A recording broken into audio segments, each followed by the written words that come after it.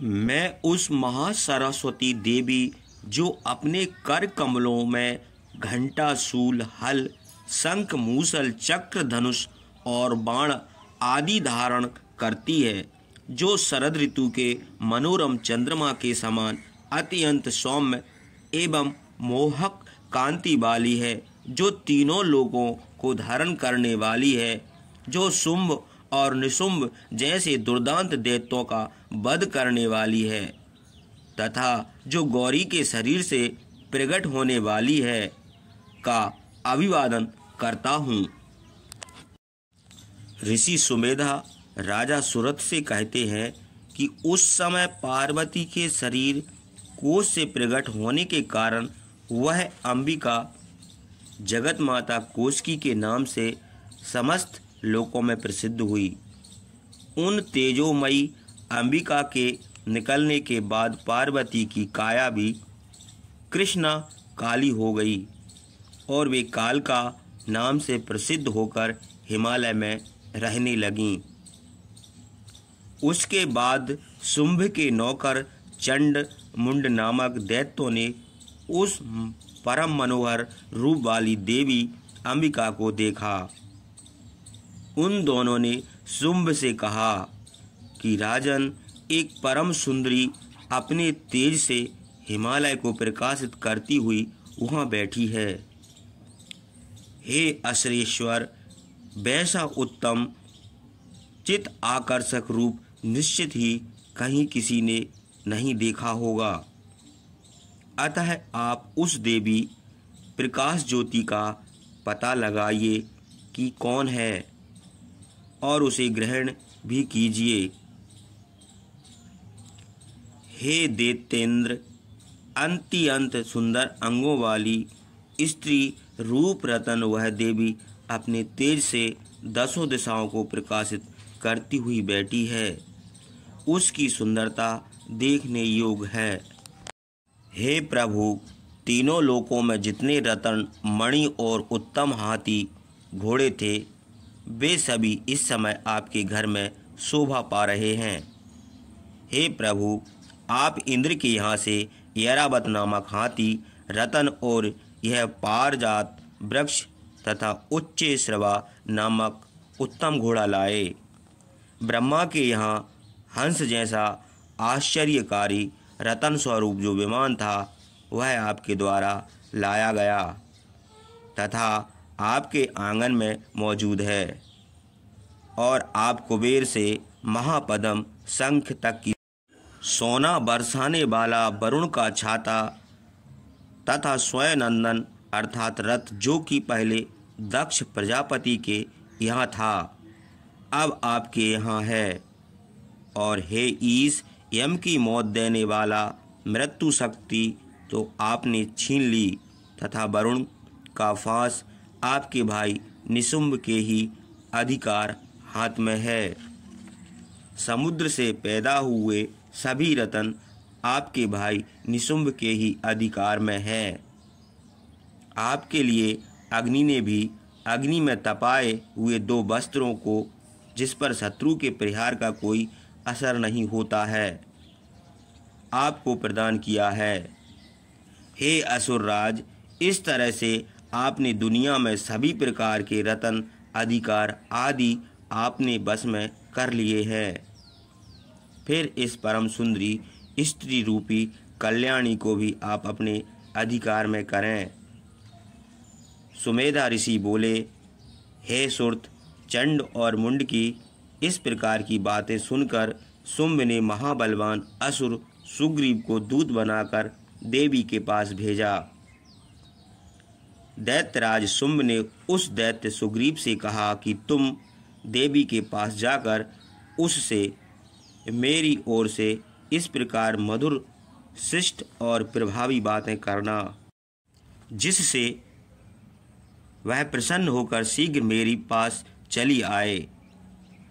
वह दूत अपने स्वामी की आज्ञा पाकर देवी के निवास रमणीय पर्वत स्थान पर गया और आग्रह के स्वर में देवी से बोला, हे देवी, तीनों लोकों में सबसे बड़ा वीर असुरों का स्वामी दैत्यराज शुंभ है। उन्हीं के द्वारा भेजा हुआ दूत मैं आपके पास आया हूँ।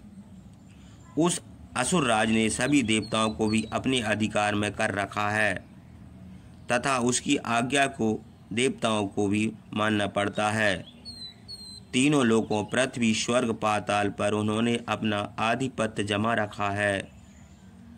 सभी देवता उसके बस में हैं और उसने यज्ञ भाग पर भी अपना अधिकार जमा रखा है। तीनों लोकों के सभी श्रेष्ठ से श्रेष्ठ रत्न उसके अधिकार में है और देवराज इंद्र के वाहन गज रूपी रत्न ऐरावत को भी उस महापराक्रमी दैत्यराज ने अपने बस में कर रखा है।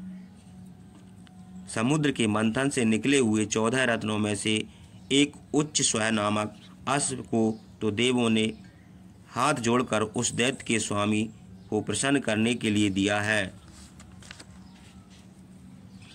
उन सभी के अतिरिक्त देवताओं, गंधर्वों तथा सर्पों के पास जो कुछ भी अमूल्य रत्न मौजूद थे, उन सभी को दैत्यराज ने अपने अधिकार में कर लिया है। इस समय सृष्टि के सभी भागों पर हमारे असुर राज का ही एक छत्र राज है।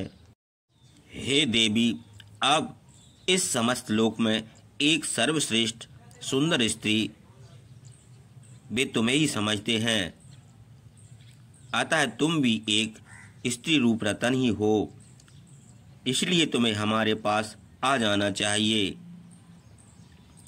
क्योंकि हम लोगों के पास तुम्हारे अलावा सभी रतन हैं तथा हम लोग सभी प्रकार के रत्नों को भोगने वाले हैं।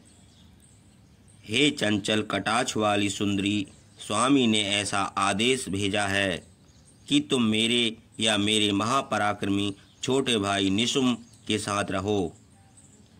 तुम हम दोनों में से किसी एक का वर्ण कर लो। सुंदरी, अगर तुमने मेरा वर्ण किया तो मैं तुम पर प्रसन्न होकर तुझे अतुल अत्यंत ऐश्वर्यों का प्रदान करूँगा। अतः बुद्धि विवेक से सोचकर मेरी अर्धांगिनी बनना स्वीकार करो। श्री सुमेधा ऋषि बोले, हे राजन, शुंभ के दूत द्वारा इस प्रकार की बातें सुनकर संसार की रक्षा करने वाली भगवती दुर्गा गंभीर होकर हास्यपूर्वक बोली। देवी बोली, दूत, तूने सब कुछ सही कहा, इसमें तनक भी संदेह नहीं है।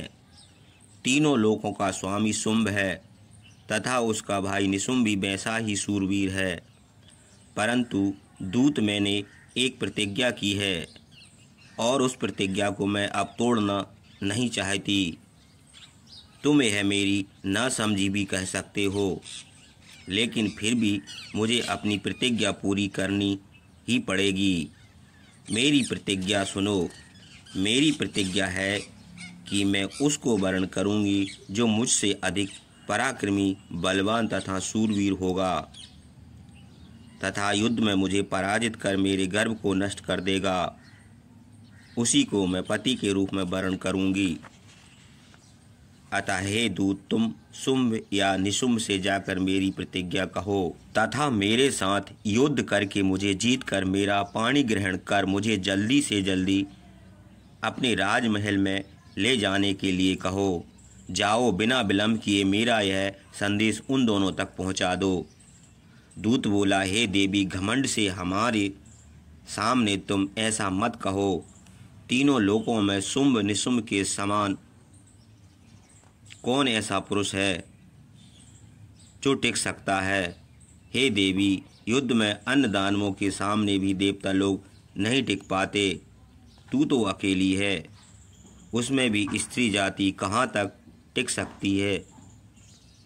युद्ध में जिन शुंभ निशुम्भ के सामने सभी देवताओं के साथ साथ इंद्र, कुबेर आदि नहीं टिक सके, भला उन सब के सामने स्त्री होकर तुम कहाँ तक टिक सकती हो। अतः तुम हमारी बातों को मानकर वहाँ जाओ। ऐसा करने पर केसों को पकड़कर घसीटने से होने वाले अपमान से बच जाओगी। देवी बोली, हे दूत, यह सही है कि शुंभ और निशुम्भ अत्यंत बली हैं, किंतु क्या करूं, पहले बिना सोचे विचारे ही मैंने प्रतिज्ञा कर ली थी। अतः तुम अपने स्वामी के पास जाओ और सम्मान पूर्वक उन्हें मेरी प्रतिज्ञा से अवगत कराओ। उसके पश्चात वे जो भी उचित समझेंगे करेंगे।